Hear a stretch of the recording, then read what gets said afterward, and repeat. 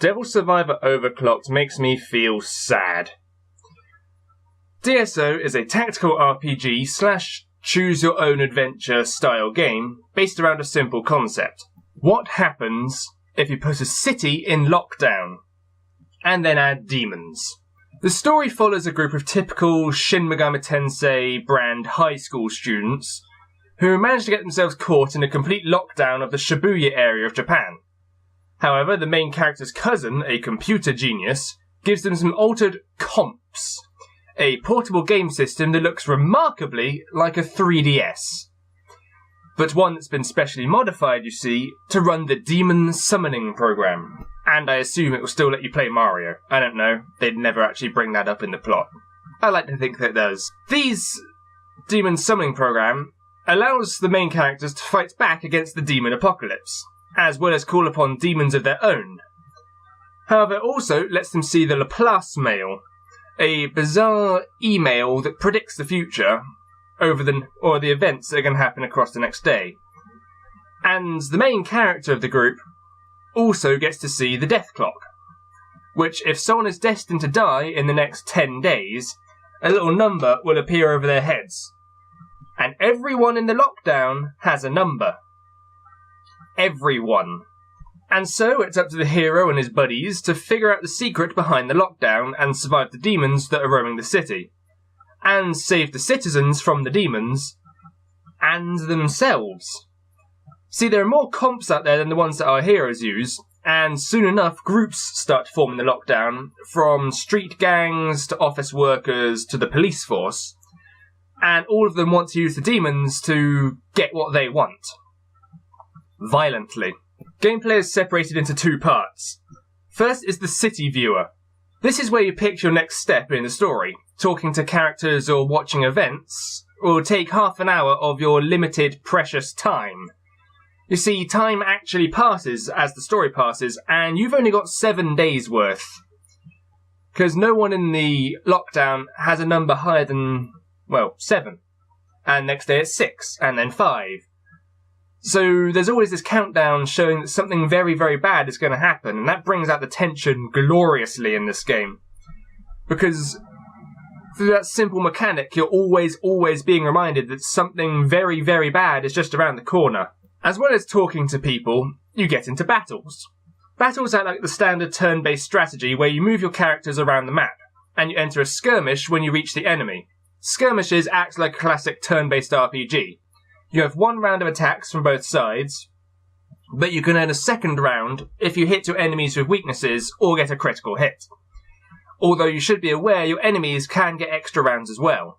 With the right demon teammates, you can also use special abilities. You can heal your teams, traverse the map, you can teleport past your enemies or obstacles, you can switch locations with your allies, you can sprint across a huge distance, or you can extend your range to fight at a distance. And these abilities, along with the extra turn mechanic, basically provide a lot of depth to the fight, and it gives you the player a lot of strategies they can use, but also they need the necessary forward planning to set them up. To get new demons, you have to buy them from the online auctions, a demon eBay kind of thing. Or you can fuse two of your current demons together. And you need to do this frequently because demons level up much slower than the humans do, meaning that if you don't get new ones, they soon lag behind and become more of a burden than an assistance. And now it's at this point I should probably start mentioning why the game makes me feel sad. Devil Survivor Overclocked has multiple endings, and which one you get heavily depends on who's still alive. You see, depending on your choices throughout the 7 days, characters can die. And when they die, you'll know that it was all your fault. Your choices led to this character's death, and now you have to deal with the consequences. And the problem with this is that saving some characters is very, very unintuitive. And you basically need a guide to figure out how to save some of these people. There's one that's about 4 days in, I think, where you've got two plots running side by side. One of two guys trying to kill each other with their demons, and one where a woman's missing her handbag. And I could not figure this out for the longest time. I ended up looking up on the guide. What you're supposed to do is find the handbag and give it to one of the guys so that he gets distracted.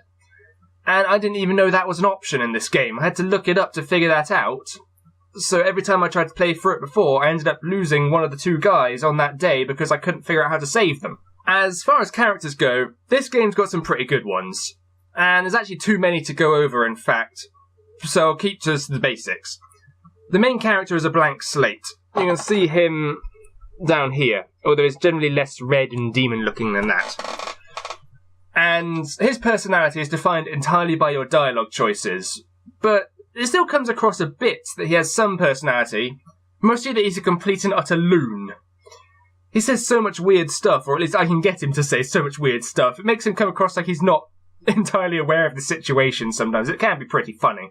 And there's also our character's best friends. We've got Atsuro on the left here, who's a trainee computer programmer who's under the tutelage of the main character's cousin, the guy who came up with the demon summoning program. And there's Yuzu over here, who's a girl that just wants to fit in with the young adult crowd, even though she's still a teenager. Most of the voice acting is pretty solid, I'd say, but I found Yuzu's voice to be a little grating at times, especially when she's acting scared or if she's complaining about something, which is a little frequent, actually. And then I met Midori. Midori sounds like she's been breathing helium since she was a toddler. Not only does she have the worst voice in the game, but she's the most annoying character in the game. And she causes so much trouble for your party because she just won't listen. You try and reason with her, and she goes off and does something stupid, almost gets herself killed, and I have to save her again. She is the worst character this game has to offer. Fortunately, you can generally ignore her and get by just fine. Although you might want to turn the speakers down whenever she's on screen so that your eardrums don't explode from her whining.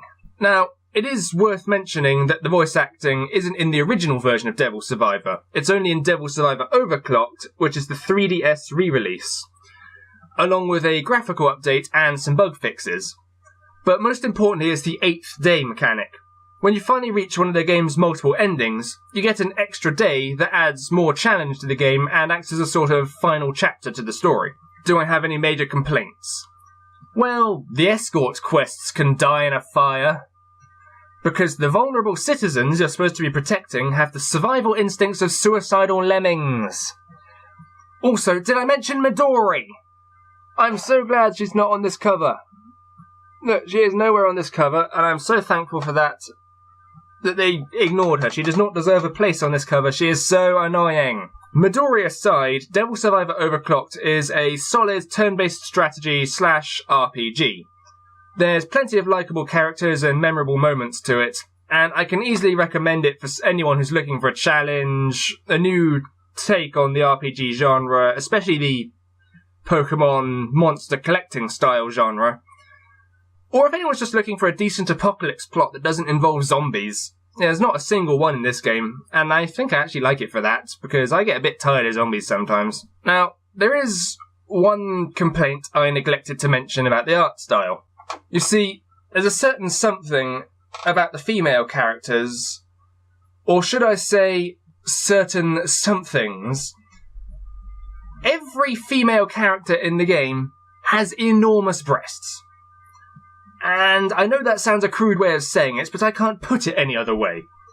And it can get really distracting at times, but I will say that at least the game doesn't really bring the fact up at all, it's just sort of there. So generally speaking, I can ignore it. The sequel, on the other hand...